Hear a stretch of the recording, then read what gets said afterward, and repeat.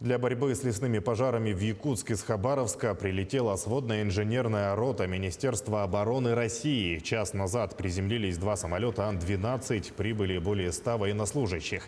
Напомню, дополнительные силы доставили в наш регион по решению министра обороны страны, генерала армии Сергея Шойгу.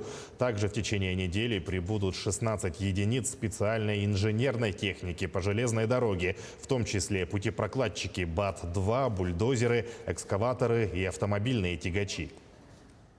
Согласно приказа командующего войсками Восточного военного округа, прибыли в город Якутск для выполнения задачи и помощи населению по предотвращению и локализации тушения пожаров. Личный состав обучен, личный состав готов, и даже нет сомнений, что личный состав выполнит эту задачу. Они будут работать на пожарах в Горном и Верхнеуральских районах.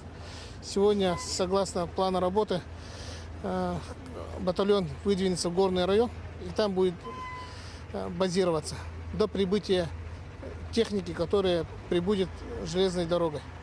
Ожидаем прибытия 16 единиц техники. Это на базе МТЛБ и БАДы, которые будут, конечно, работать и очень нужны сегодня в наше тяжелое время.